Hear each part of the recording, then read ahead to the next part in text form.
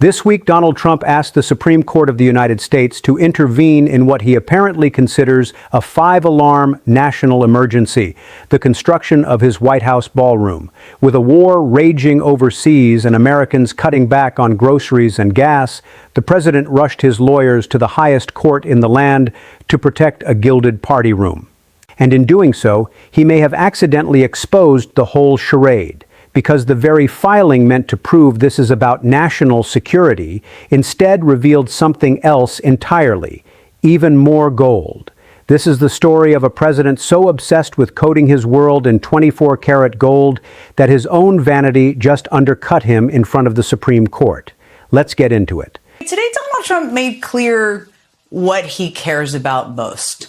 Turning the Supreme Court with what he clearly sees as one of the most pressing issues in the country, his White House ballroom, of course. Trump administration lawyers asked the highest court in the country to step in to overturn a lower court ruling that could have paused construction on Trump's ballroom. And here is the craziest part. There's always a craziest part. The Trump administration said this was all a matter of vital national security. That's been their argument pretty much all along. But there's a big detail that I think is getting lost in the sauce here.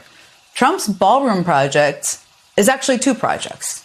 It's an ornate Mar-a-Lago-style gaudy ballroom above ground and a secure bunker underground.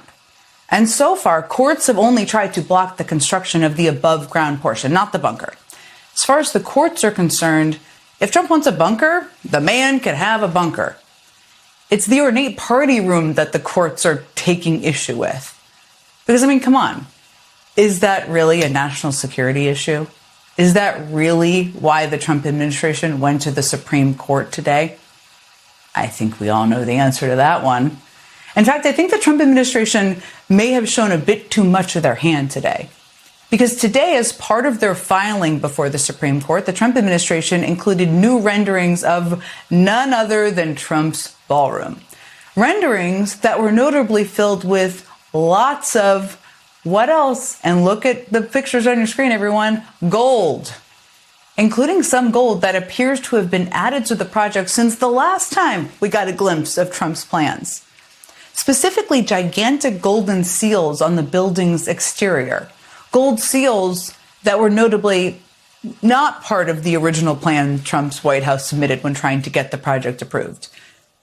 So again, is this really about national security, or is this really about Trump demanding to be surrounded by gold, like he has done with so many of his other White House renovations?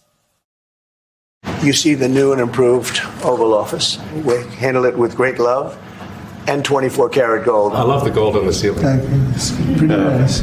I can't tell you how much that gold costs. A lot of money. I love the gold, but if you don't use 24-karat gold, it doesn't look good. It's all the real deal 24-karat gold. We added a lot of 24-karat gold, and it's very expensive and I think very beautiful. You know, when you look at the fireplace, when you have a leader sitting on the one side and the other side, and you look at what's behind with the lights beaming, and that's all 24-karat gold, and that's why it just beams. Was it not gold before this? No, it wasn't. They didn't have really any gold.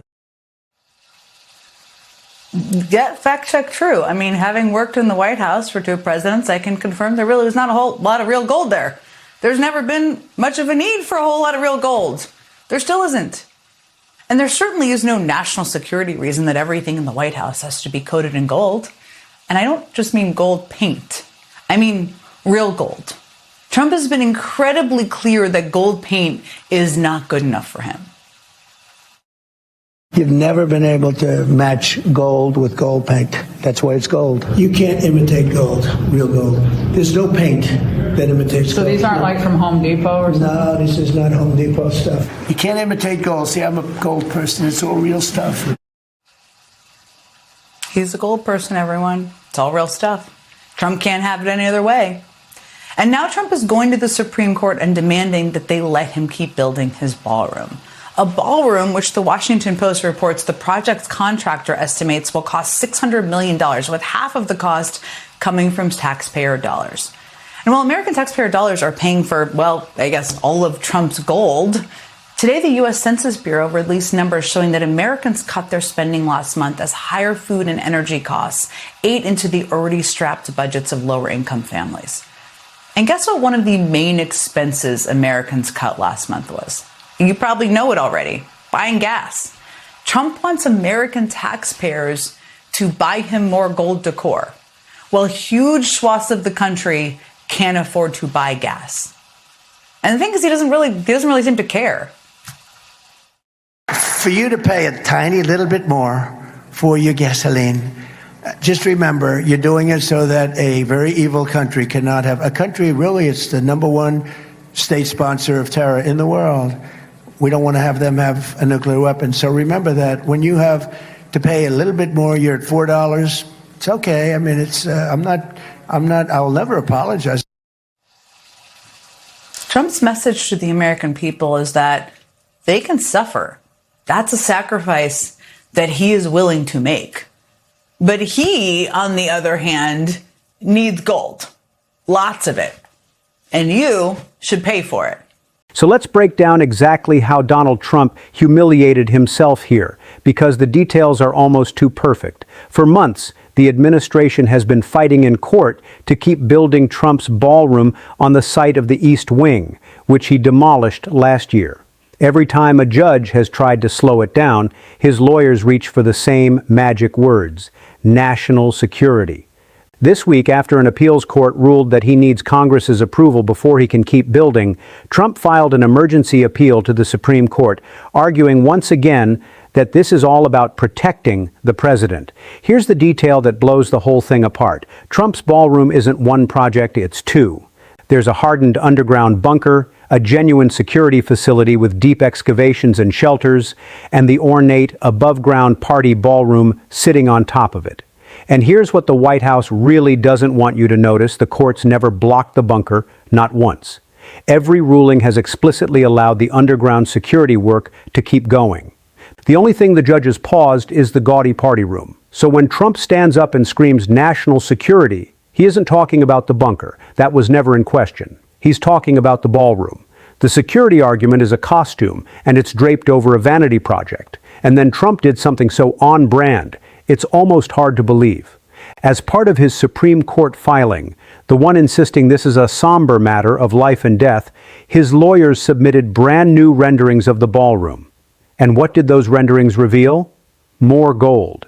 Specifically, at least two massive golden presidential seals bolted to the outside of the building that were not in the original approved plans. Think about the sheer arrogance of that. You are telling the highest court in the country that you cannot possibly pause construction because the president's life is at stake. And in the same filing, you slip in drawings of the giant gold logos you want to add to the exterior. He couldn't help himself. The vanity leaked right out onto the page. And here's the kicker: those new gold seals may now trigger an additional layer of federal design review, meaning his obsession with gold could delay the very project he's racing to finish. Because let's be honest about who this man is. This is someone who has said out loud that gold paint isn't good enough for him. It has to be real. 24-karat gold, because in his words, he's a gold person. He has already gilded the Oval Office, and now he wants to gild the outside of the People's House. There is no national security manual on earth that requires the White House to be coated in precious metal. This was never about safety. It's about a man who needs to see his own reflection in something shiny. Here's the part that should genuinely make you angry. To sell this fantasy, Trump didn't just send lawyers. He had the nation's top officials sign sworn statements backing him up, including his FBI director, Kash Patel, and his Secretary of State, Marco Rubio, all attesting the ballroom is essential to protecting the president. The head of the FBI put his name on a legal document defending Donald Trump's gold party room. That is what these people have been reduced to: props in a billionaire's decorating dispute. Now put it in context, because the timing is obscene. The Washington Post reports the ballroom will cost around $600 million, roughly half of it falling on taxpayers. And the very same week Trump was fighting for his gold seals, the government reported that Americans pulled back their spending by the sharpest margin in more than a year. Consumer confidence is cratering. Working families are being squeezed by rising food and energy costs, and gas is back up around $4 a gallon, nearly $1 more than a year ago, pushed higher by the war Trump started. His message to those families? Suck it up. Pay more. He literally said the sacrifice is worth it, but notice who is actually sacrificing. It isn't him. He gets the gold. You get the bill, the $4 gas, and a lecture about sacrifice. So watch what the Supreme Court does with this. But no matter how the justices rule, the filing already told us everything we need to know. When a president is willing to throw the entire machinery of the federal government, his lawyers, his FBI director, the emergency docket of the Supreme Court itself, at protecting a gold-plated party room, while his own people cut back on groceries, that tells you precisely where his priorities begin and end. And if you want more reporting that follows the gold instead of the spin, you know what to do.